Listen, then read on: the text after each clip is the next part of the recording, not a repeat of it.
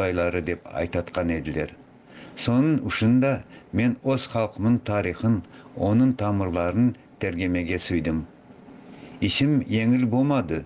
Неге десе, bizim ногай халк акында менде материал бек аз edi.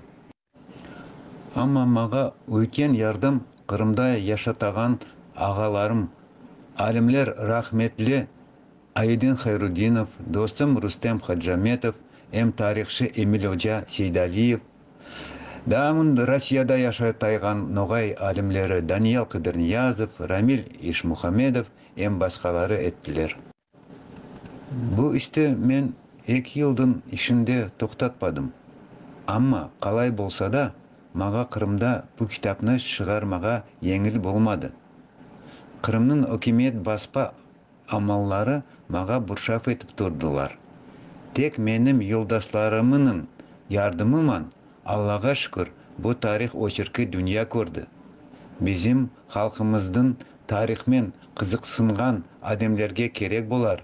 Олар өз билгилерин көтерерлер, оз халкка өз пайдасын акелер деп сенемин.